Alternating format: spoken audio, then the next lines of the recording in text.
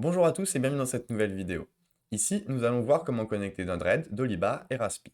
Il vous faut donc ces trois programmes correctement paramétrés. Dans un premier temps, il est nécessaire de connecter Node-RED et Raspi.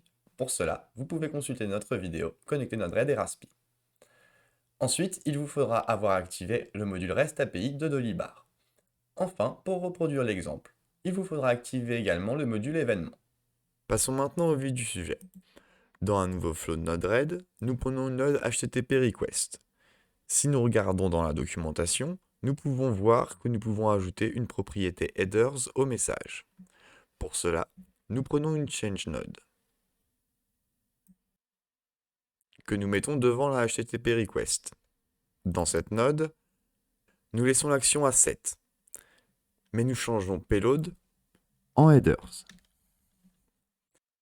Cette propriété headers doit être un objet contenant un ou plusieurs headers. Nous choisissons donc JSON dans le type de valeur. Le label de l'attribut header, attendu par Dolibar, est $API-key.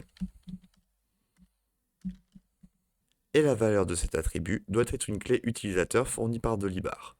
Pour l'instant, nous allons mettre XXX. Pour ne pas que cette information sensible apparaisse à l'écran ou lors du partage de nos flows, nous allons faire appel à une node additionnelle. Pour ceci, nous cliquons sur le menu Hamburger en haut à droite, puis nous allons sur Management Palette. Le premier onglet nous permet de voir les nodes déjà présentes sur notre installation de Node-RED, tandis que le deuxième nous permet d'en chercher une à installer. Nous allons donc chercher la node crédentiale. Comme vous pouvez le constater, elle est déjà installée. Nous allons donc la mettre dans notre flow. Pour la rechercher simplement, nous faisons CTRL puis un clic de la souris et nous tapons crédential. Dans cette node, nous ajoutons un nouveau crédential où nous sélectionnons Hidden pour cacher la valeur. Nous mettons notre clé, puis nous définissons dans quel attribut du message doit aller notre clé API. Nous allons donc appeler cet attribut clé API. Tout de suite, nous allons mettre une change node derrière la HTTP request qui nous permettra de masquer notre clé dans la suite du message. Pour cela, nous devons paramétrer la change node afin qu'elle délète la propriété clé API. Il nous faut maintenant connecter notre node crédentiale à notre node setHeaders, puis se servir de notre variable pour la mettre dans la valeur de l'attribut DoliAPI-key. Pour cela, nous allons changer le type de la valeur pour une JSON-data expression. Et à la place de XXX, nous mettons msg.cléAPI. Nous validons et connectons notre node headers à notre node HTTP request. Dans cette dernière, nous avons la bonne méthode, mais nous n'avons pas encore d'URL. Pour cela, nous allons dans l'explorateur d'API de Dolibar. Dans la partie Agenda Event, Get Agenda Event nous permet d'obtenir une liste d'événements. Pour essayer cette requête, nous pouvons cliquer sur le bouton Try it out.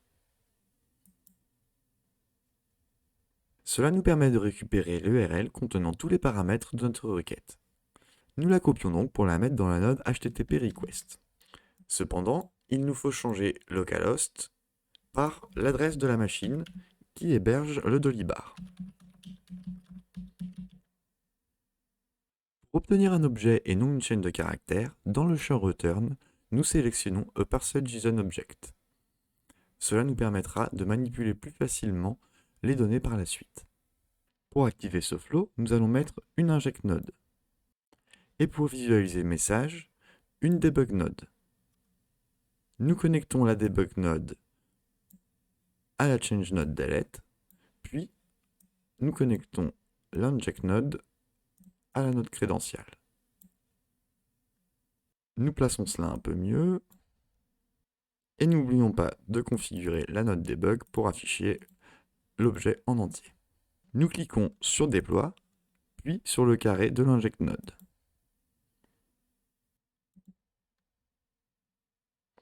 La requête met du temps, c'est anormal. Effectivement, j'ai oublié un bout de l'adresse. Nous redéployons et retestons. La requête est passée, nous pouvons maintenant consulter le message. Si nous regardons cet objet, nous constatons qu'il y a un événement produit carotte créé, un événement tiers test créé et un autre événement tiers test de créé. Nous récupérons bien les événements de Dolibar. La partie de connexion avec Dolibar est maintenant terminée. Nous allons maintenant passer à la partie de connexion avec Raspi.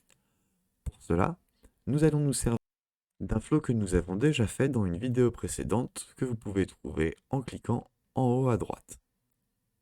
C'est ce flow-ci et je vais de suite lui donner le nom qui convient. Il provient de la vidéo Connexion entre Raspi et Node-RED, donnons-lui donc le même nom. Une fois cela fait, nous allons copier-coller les deux éléments qui nous intéressent dans ce flow pour les mettre dans le flow que nous sommes en train de faire.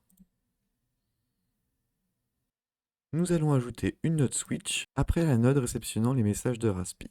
Celle-ci nous permettra de trier les différentes commandes vocales. Cette node nous permet de créer différents chemins en fonction de la valeur d'une variable.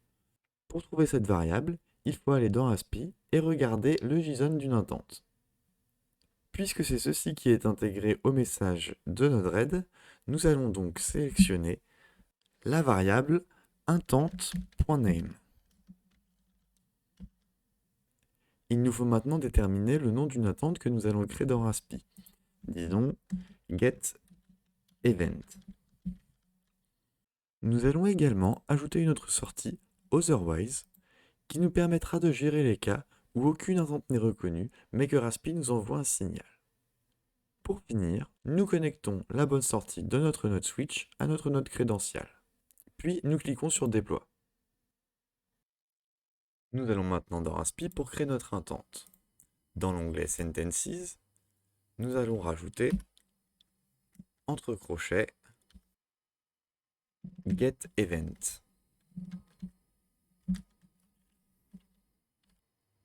Il est important qu'aucun espace ne soit présent ici.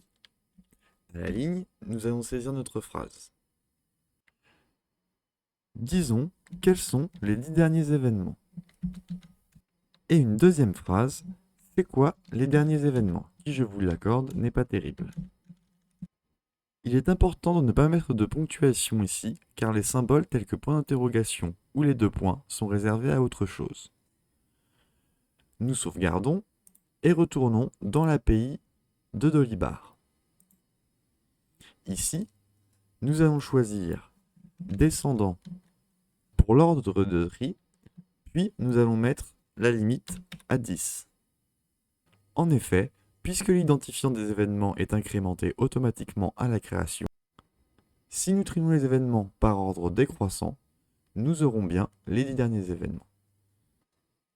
Nous cliquons sur Try It Out.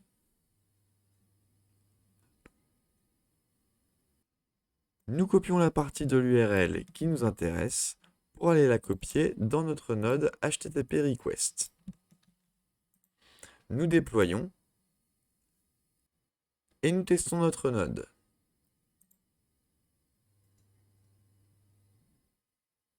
Si nous comparons nos deux objets, l'ordre du tableau devrait être inversé.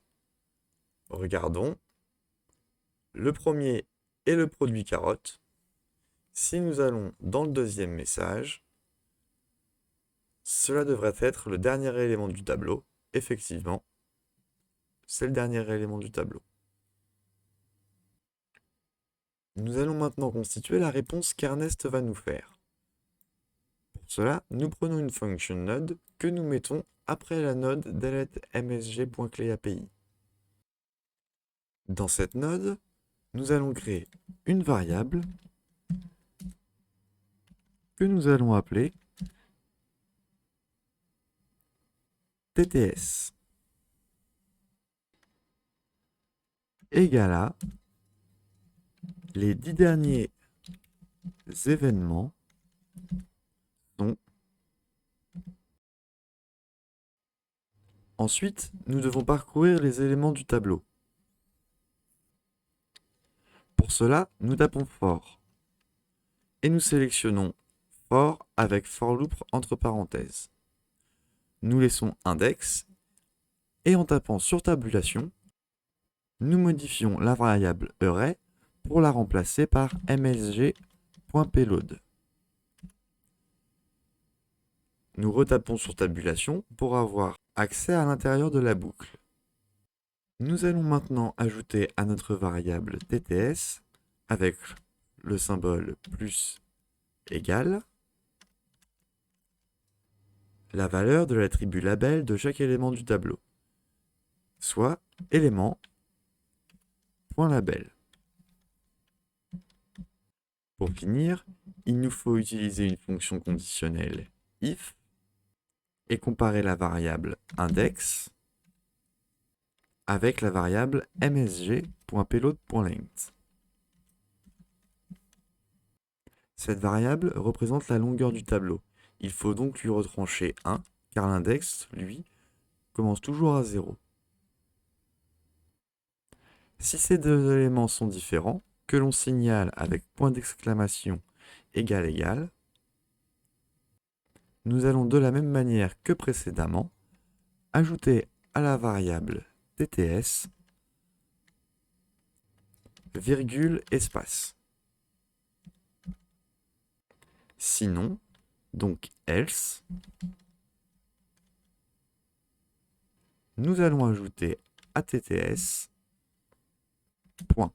Il ne nous manque plus qu'à attribuer à msg.payload la valeur de la variable tts. Nous en avons fini avec la constitution de notre réponse, mais il nous reste à envoyer notre texte à Raspi pour qu'il parle. Nous reprenons donc la node que nous avions faite dans la vidéo que vous pouvez trouver en haut à droite et nous la mettons après la function node. Je dézoome et j'étale les nodes pour plus de clarté. Nous déployons notre flow pour le tester. Avant cela, nous allons rapidement dans Raspi pour sauvegarder notre phrase et s'assurer qu'il a été bien entraîné avec ces dernières données. Ernest, c'est quoi les derniers événements créés?